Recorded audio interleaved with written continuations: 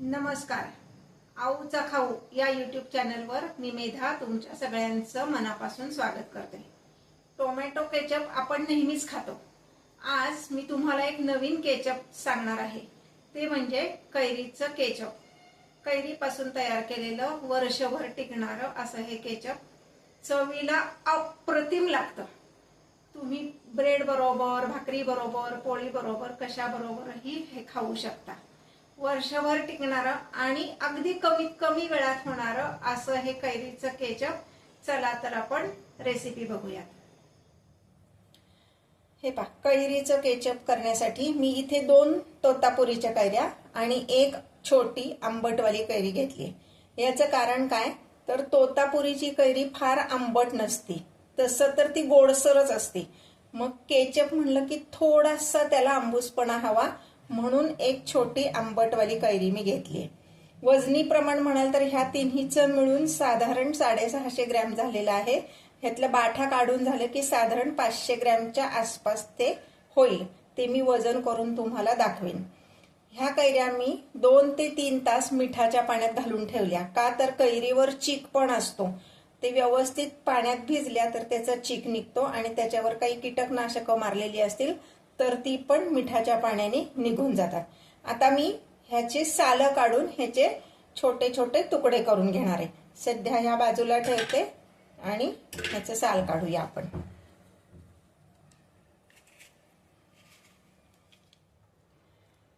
हे पहा, इथे मी कैरीचे तुकडे आता मोजून दाखवते तुम्हाला. कारण जेवढं वजन त्या कैरीच्या तुकड्यांचं होईल तेवढीच आपल्याला साखर घ्यायची.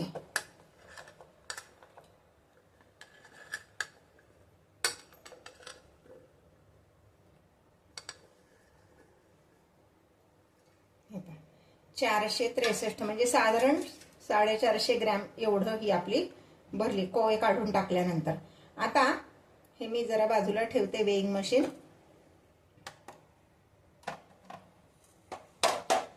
तुम्ही म्हणाल वेइंग मशीन नसेल तर काय करायचं, ते पण मी तुम्हाला नंतर सांगते काय करायचं ते. आता ह्यामध्ये मी 1 ग्लास पाणी घालणार आहे आणि हे कुकरला लावून याच्या 4 शिट्ट्या करून घेणार आहे. हे पहा, 4 शिट्ट्या झाल्यानंतर ही अशी दिसते कैरी. कुकरमधनं काढल्यावर थोडा वेळ हा डबा मी असंच बाहेर ठेवला होता गार होण्यासाठी, कारण हे गरम असताना आपण मिक्सरला लावू शकत नाही. आता हे मी एका मिक्सरच्या भांड्यात घालून जरा मिक्सरला फिरवून घेते, म्हणजे ह्याचे छान असा पल्प तयार होईल. हे पहा, हे मिक्सरचं भांडं घेतलं. ह्यात मी आधी साखर बारीक करून घेतली होती. त्यातच आता मी ह्या कैरीच्या फोडी घालते आणि त्याचा आपण पल्प तयार करून घेऊया.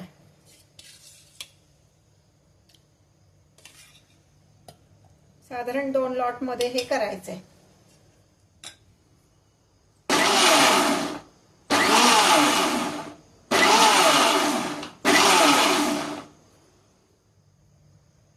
हे पहा, असं ह्याची फाईन पेस्ट तयार झाली. हे आता मी एका स्टीलच्या कढईत काढून घेते आणि उरलेल्या ज्या फोडी आहेत त्या पण मिक्सर मधनं काढून घेते. आता यासाठी लागणारा मसाला आपण तयार करून घेणार आहोत. त्यासाठी मी गॅसवर एक छोटी कढई जी आपली फोडणीची असते ती ठेवलेली आहे गरम करायला. त्यामध्ये घालणार आहोत अर्धा चमचा जिरे, अर्धा चमचा बडीशेप, 1 चमचा धने, अर्धा चमचा एवढे मेथी दाणा, 1 छोटा तुकडा दालचिनीचा. दालचिनी अगदी कमी घालायची कारण नंतर त्याचा तिखटपणा जास्ती उतरतो.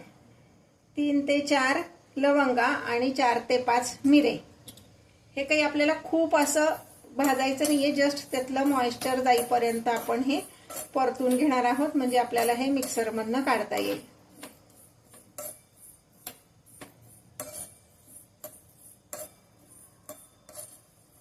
आणि त्याचा कच्चेपणा फक्त घालवायचा आहे आपल्याला.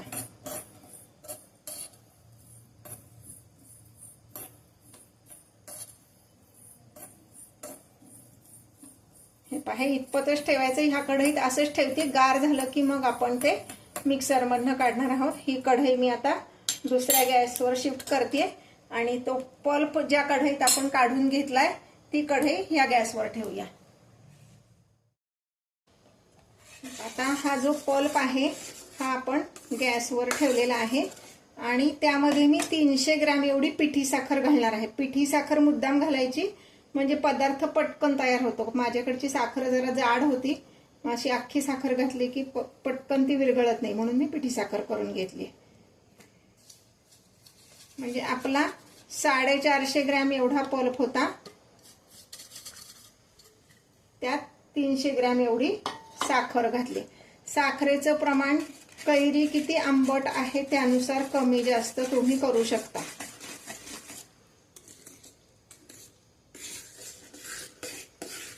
साखर घातल्यावर हे पुन्हा जरा पातळ होतं।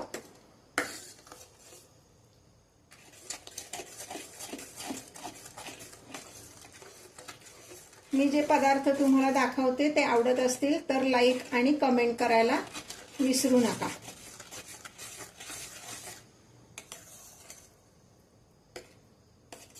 शिजायला ठेवल्यानंतर अगदी पटकन होणारा असा हा पदार्थ आहे, फार वेळ लागत नाही, त्यामुळे नक्की करून बघा। अगदी 10 मिनिटात हा आता तयार होईल। म्हणजे पिठी साखर घातलीये म्हणून। तुम्ही जर अख्खी साखर घातली तर ती साखर विरघळून नंतर ते तयार व्हायला थोडासा जास्त वेळ लागतो। आता ह्यामध्ये मी घालणार आहे 1 चमचा साधं मीठ आपलं आणि अर्धा चमचा काळं मीठ ज्याला आपण म्हणतो सैंधव मीठ, ते घालायचे। त्यानी टेस्ट छान येते काळ्या मिठामुळे। कुठलाही आंबट पदार्थ जर करायचा असेल ना तर त्यात काळं मीठ नक्की वापरावं, म्हणजे असं चटपटीत म्हणतो ना आपण तशी त्याला टेस्ट येते। आता गॅसची फ्लेम मीडियम ठेवणार आहे आणि त्याला छान शिजून द्यायचे। हे पहा, आता हे छान शिजायला लागले, ह्याच्यात असे बुडबुडे आले। आता मी काय करणार आहे, मगाशी जे आपण तो जो सगळा मसाला भाजला होता की नाही, तो मी मिक्सर मधनं काढून त्याची पावडर करून घेतली। हा मसाला आता मी ह्यात घालणार आहे। हे सगळं व्यवस्थित मिक्स करून घ्यायचे।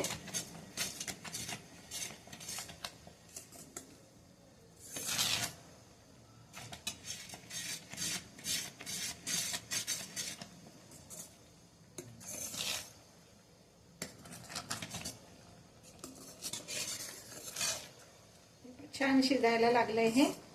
1-2 मिनिटं हे छान असं रटरट शिजून द्यायचं, म्हणजे आपला हा कैरीचा केचप तयार होईल।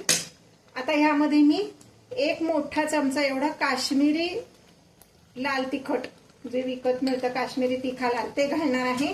हे चवीला तिखट नसतं, फक्त त्याचा रंग असतो, कारण बाकीच्या मसाल्यांमध्ये आपण लवंग, दालचिनी, मिरे असे तिखटवाले सगळे पदार्थ आपण घातलेले आहेत।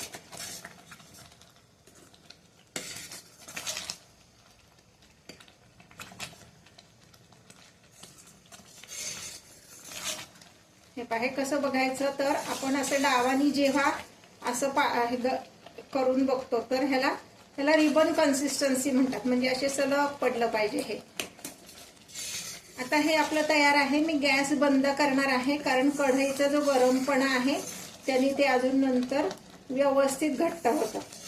अजूनपर्यंत जर तुम्ही माझ्या चॅनलला सबस्क्राईब केलं नसेल तर चॅनलला सबस्क्राईब करा, बेल आयकॉन दाबा आणि नोटिफिकेशन ऑल असं म्हणा, म्हणजे मग माझे नवीन नवीन व्हिडिओज तुमच्यापर्यंत येतील। हे जे केचप आहे हे वर्षभर व्यवस्थित टिकतं आणि हे आपण ब्रेड बरोबर, पोळी बरोबर असं खाऊ शकतो, किंवा कडेला तोंडी लावणं म्हणून सुद्धा आपण हे घेऊ शकतो। आता मी गॅस बंद करते आणि हे गार झाल्यानंतर मी काचेच्या बरणीत भरून ठेवणार आहे।